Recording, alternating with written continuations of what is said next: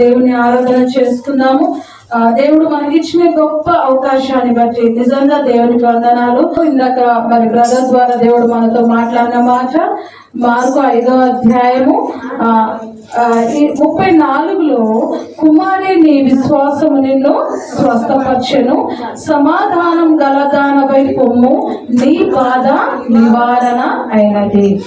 బాధ నివారణ అయినది అని అంటే అక్కడ బాధ నుండి విడుదల కలిగింది కదా. మరి ఎప్పుడైతే మనము దేవునితో సహవాసం కలిగి ఉంటామో, ఎప్పుడైతే మనము దేవుని బిడ్డలతో సహవాసం కలిగి ఉంటామో, మనకున్న బాధ, మనకున్న వేదన, మనకున్న శ్రమ, మనకున్న దుఃఖము అదే నివారణ అవుతుంది. ఎందుకు అని అంటే మనం దేవునితో సహవాసం కలిగి ఉన్నాం. ఎప్పుడైతే దేవునితో సహవాసం కలిగి ఉన్నామో అప్పుడు మన బాధను గురించి ఎవరికి చెప్పుకుంటాం? మనం దేవునికి చెప్పుకుంటాం కదా. నీకు దగ్గరగా ఎవరున్నారో వారితోనే నువ్వు షేర్ చేసుకుంటావు ఏదైనా కదా. ఒకవేళ నీ భర్త అయితే నీ భర్తతో, లేకపోతే నీ ఫ్రెండ్ అయితే నీ ఫ్రెండ్తో, లేకపోతే నీ చెల్లెలైతే నీ చెల్లెలతో, నువ్వు ఏ విధంగా అయితే నీ బాధను నువ్వు తెలియపరుచుకుంటావో, ఎప్పుడైతే నువ్వు దేవునితో సహవాసం కలిగి ఉంటే నీ బాధను మొదట నువ్వు దేవునికి చెప్తావు. అప్పుడు నీ బాధ నివారణ అవుతుంది. అది శారీరకమైనది కావచ్చు, ఆత్మీయమైనది కావచ్చు, ఏ స్థితిలోనైనా కానీ ఎప్పుడైతే నువ్వు దేవునితో సహవాసం కలిగి ఉంటావో నీ బాధ అక్కడ నివారణ అవుతుంది. ఆ స్త్రీ విశ్వాసముతో దేవుని చెంగును ముట్టుకుంది, నాకు స్వస్థత కలుగుతుందని అక్కడ తన బాధ నివారణ అయింది. అది ఎవరికైనా తెలుసా? అక్కడ ఎంతమంది ఉన్నారు కదా, గుంపు చాలా మంది ఉన్నారు, కానీ పొందుకున్న వారికి మాత్రమే అది తెలుసు కదా. మరి స్వస్థపరిచిన దేవునికి, పొందుకున్న స్త్రీకి, వీరిద్దరికి మాత్రమే తెలుసు. మరి అది తెలిసి అక్కడికి సైలెంట్ అయిపోవచ్చు కదా. కానీ ఎందుకు అందరికీ తెలియాలని దేవుడు నన్ను ముట్టింది ఎవరు అని అడుగుతున్నాడు. దేవుడికి తెలియదా? తెలుసు కదా. ప్రభావము తనలో నుండి పోయిందని తెలుసు, స్వస్థత కలిగిందని తెలుసు, అన్ని తెలుసు.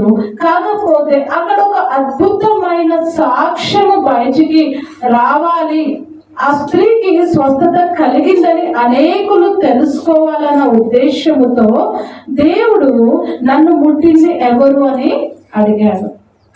కాబట్టి ఈ ఉదయకాలము దేవునితో సహవాసం కలిగి ఉన్నప్పుడు మనకు కూడా స్వస్థత కలుగుతుంది, మనకు విడుదల కలుగుతుంది, మనకు మరి దేవుడు అద్భుతంగా దేవుడు మనల్ని దీవిస్తాడు. కాబట్టి ఉదయకాలము మరి ఆ స్త్రీకి ఏ విధంగా అయితే బాధ నివారణ అయ్యిందో, మరి ఈ సమయం మందిరంలో ఉన్న ప్రతి ఒక్కరికి అది ఏ విధమైన బాధ కావచ్చు, అది నివారణ కలుగును గాక. ఆ స్త్రీ ఏ విధంగా అయితే సమాధానం కలిగి వెళ్ళిందో అటువంటి సమాధానం, అటువంటి నెమ్మది నీకు, నీ కుటుంబానికి కలుగును గాక. అందరం కూడా హృదయపూర్వకంగా దేవుని స్తుతిద్దాం. దేవుడు చేసిన ప్రతి ఒక్క మేలు ఉపకారములను బట్టి తలంచుకుంటూ దేవాది దేవుని హృదయపూర్వకంగా దేవుని ఆరాధన చేసుకుందాం. నీవు నా తోడు ఉన్నావయ్యా, నాకు భయమేలా నా యేసయ్యా. నీవు నాలోనే ఉన్నావయ్యా, నాకు దిగులేలా నా యేసయ్యా. నీవు నా తోడు ఉన్నావయ్యా,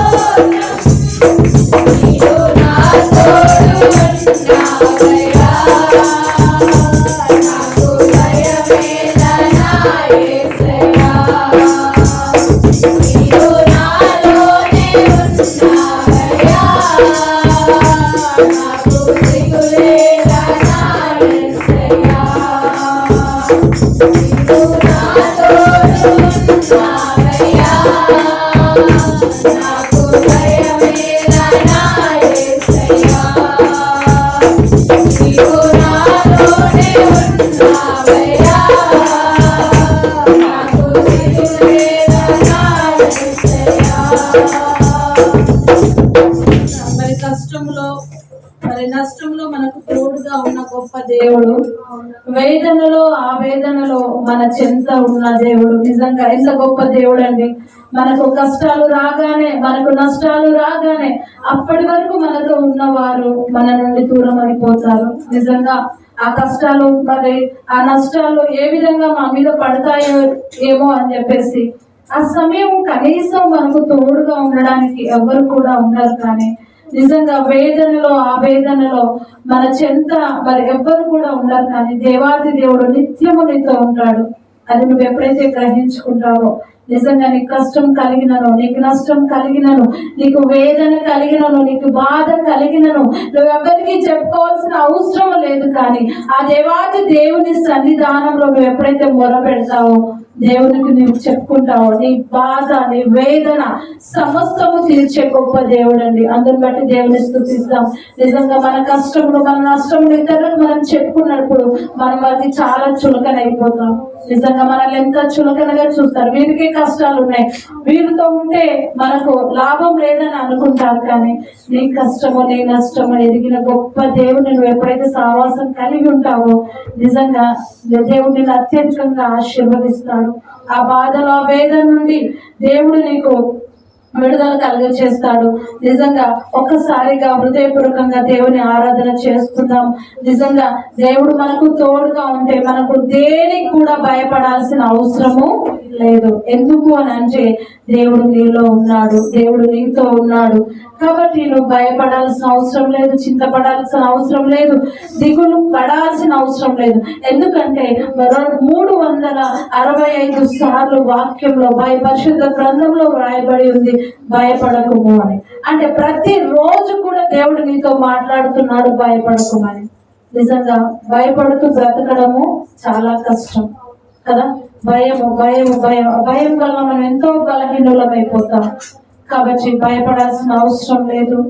నీకు తోడుగా ఉన్న గొప్ప దేవుడు, నీతో ఉన్న గొప్ప దేవుడిని కలిగి ఉన్నావు, నీలో ఉన్న గొప్ప దేవుడిని నువ్వు కలిగి ఉన్నావు.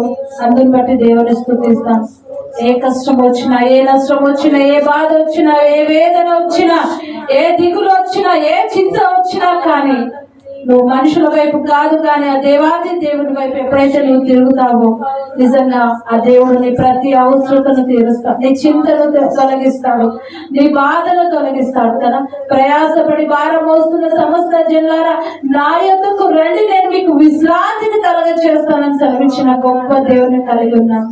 మన ప్రయాసము, మన భారం అంతా కూడా మనం ఆయన మీద మోపుకొని, నిజంగా మనం ఉన్నప్పుడు మనకు ఎంతో విశ్రాంతిని దేవుడు కలుగజేస్తాడు.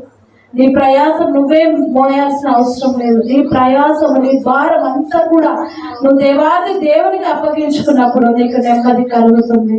ఎంత గొప్ప దేవుని నువ్వు కలిగి ఉన్నావు, ఇంత గొప్ప రక్షణకర్త నువ్వు కలిగి ఉన్నావు. అయినా కానీ ఇంకా భయపడుతూ, ఇంకా దిగులు పడుతూ, ఇంకా వేదన పడుతూ, ఇంకా చింతపడుతూ ఉన్నావేమో. ఈ ఉదయ కాలము దేవుడు నీతో మాట్లాడుతున్నాడు. మరి చింత యావత్తు కూడా ఆయన మీద వేసి నిబ్బరం కలిగి మరి ధైర్యంగా ఉండమని ఉదయ కాలం దేవుడు నీతో మాట్లాడుతున్నాడు. దేవా, నాతో మాట్లాడినందుకు నీకు వందనాలని దేవుని స్తుతిస్తామండి. దేవా, మీకే స్తోత్రాలు ప్రభా. మమ్మల్ని చూస్తున్న దేవా, మాలో నివసిస్తున్న దేవా, మాతో ఉన్న దేవా, మాలో సంచరిస్తున్న మా తండ్రి, మీకే వేలాది వేల స్తుతులని దేవుని మహిమపరుస్తాను.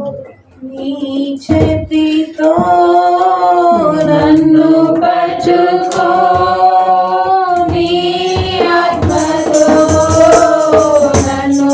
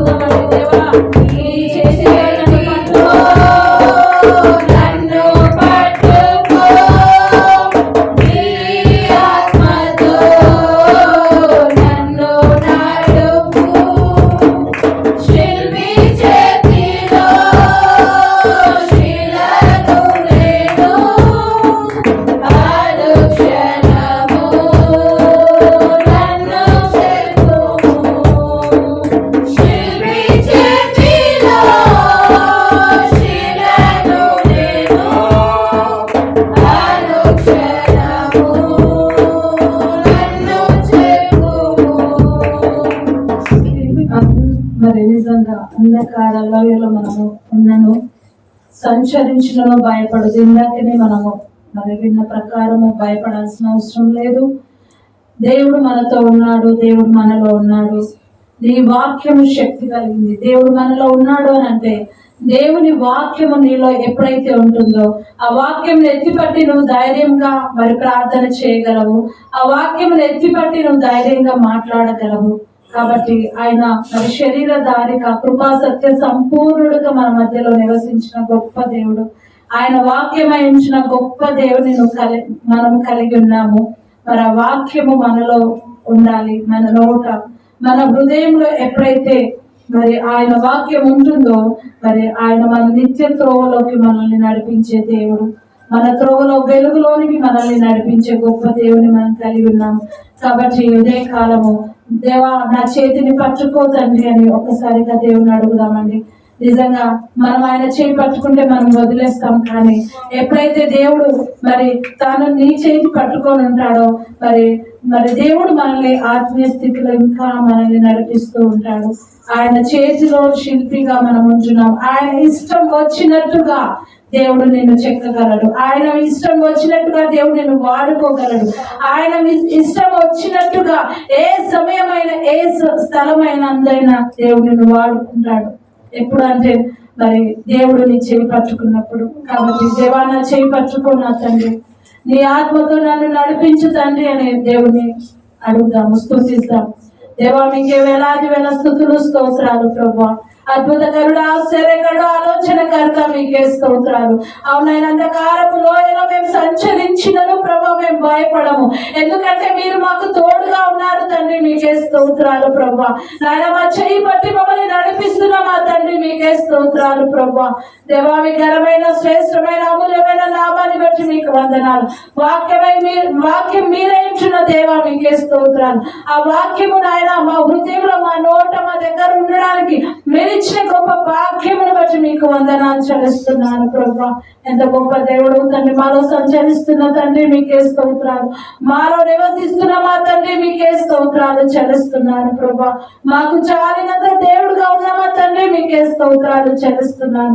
మా చెయ్యి పట్టి మమ్మల్ని నడిపిస్తున్న మా తండ్రి మీకే స్తోత్రాలు చెల్లిస్తున్నాను. దేవా ఈ పరిశుద్ధ దినం మీ పరిశుద్ధ సన్నిధానంలో మీ పరిశుద్ధ బిడ్డలతో కలిసి మిమ్మల్ని స్తుతించడానికి, మిమ్మల్ని గణపరచడానికి, మిమ్మల్ని మహిమపరచడానికి, మిమ్మల్ని ఆరాధించడానికి రాజా మాకు ఇచ్చిన గొప్ప అవకాశాన్ని బట్టి మీకు వందనాలు చెల్లిస్తున్నాను. ఏ వారం నాయన మీకే స్తోత్రాలు స్తోత్రాలు స్తోత్రాలు చెల్లిస్తున్నాం ప్రభా. దేవా నాయన ఈ సమయం మీ దాసుని మరుగుపరిచి మీ దాసుని ముఖ స్వరూపుని మాతో మాట్లాడండి తండ్రి. మీకే స్తోత్రాలు. అవునైనా వినగల చోటు గ్రహించగల మనస్సును మాకు అనుగ్రహించండి. మీ వాక్యం మమ్మల్ని బ్రతికిస్తుంది, మా బాధలది మాకు నెమ్మదిని కలగజేస్తుంది మా తండ్రి. మీకే స్తోత్రాలు. అవునైనా మీ వాక్యము నాయన దేవా మాలో ఉన్న ప్రతి బలహీనతను తొలగిస్తుంది తండ్రి. మీకే స్తోత్రాలు చెల్లిస్తున్నాను. మాకు చాలినంత దేవుడుగా ఉన్న తండ్రి మీకే స్తోత్రాలు చెల్లిస్తూ దేవా ఈ స్తుతి ఆరాధన మా ప్రభువును రక్షకుడైన యేసుక్రీస్తు నామమున సమర్పిస్తున్నాము తండ్రి.